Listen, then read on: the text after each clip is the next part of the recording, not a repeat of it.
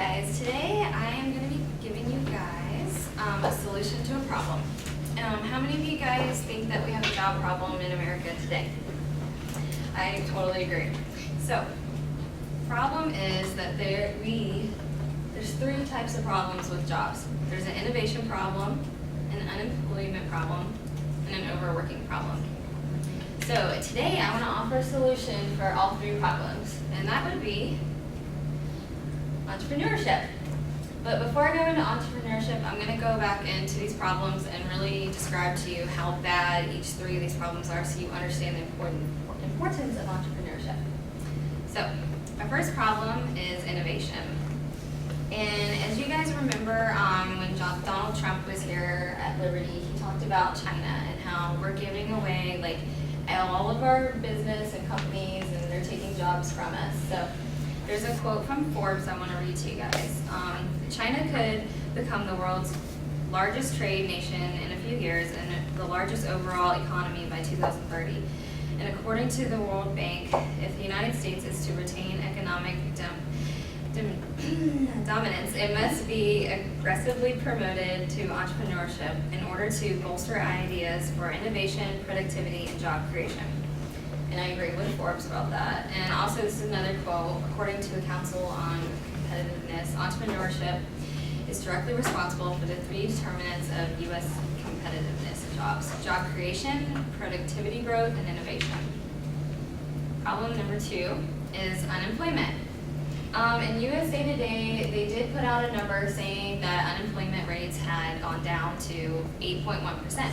But in actuality, it's really at 15% when you take into account everybody. This 8.1% is only accounting for the people who are looking for jobs. There's a lot of people who are unemployed and aren't looking, so it's really 15%, but they're trying to get out to you guys that the unemployment rate has gone down, but it really hasn't. And also another problem in America is that Americans were overworking. We're working many hours, not able to take off when needed, holidays, and we're missing family events and precious time that you're never going to get back with your family. Americans pushed their limit in this recession, and the aftermath is that they work longer hours and often for the same or less pay after businesses laid off almost 9 million employees. And it goes back to the unemployment problem we have. And that was USA Today. So, again, I'm going to offer to you guys entrepreneurship. That's the solution to solve our job problems right now. And I'm going to give you guys a definition. According to Wikipedia, an entrepreneur is an enterprising individual who builds capital through risk and initiative. Anyways, there was another quote on Wikipedia by Peter Drucker.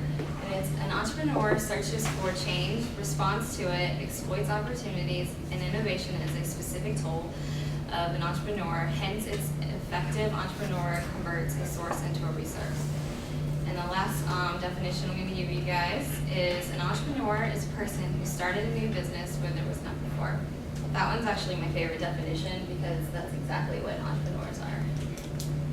So, the benefits of being an entrepreneur is that you get to be your own boss, and you make your own hours, and you get to you don't have a boss, you are the boss.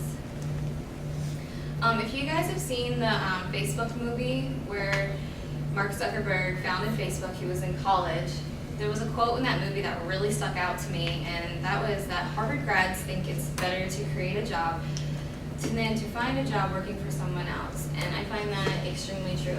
Mark Zuckerberg, he doesn't have a set schedule. He can go and leave as he pleases, but yet he's the one raking in billions of dollars every year.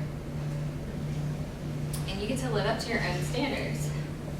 Entrepreneurs foster innovation, they create jobs, they embody all traits that are ideal for addressing social needs. Through their ingenuity and calculated risk-taking, they create game-changing movements. And that was on Forbes.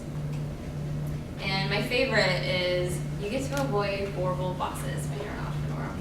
How many of you guys have had a horrible boss? I know I have. I've been working since I was 17 years old. I'm 22 now. So I've had just several examples I can give you of horrible bosses. I worked at a restaurant one time where our boss, if they didn't like what we were doing, they'd just come out and like cuss you out in front of customers. And like many a time I saw several people just untie their apron, throw it on the floor, walk out the door on a Friday night rush. And customers would see that, and it was just bad business. So I did a little bit more research on horrible bosses because I wanted to see like all the effects and like what all the articles were about horrible bosses.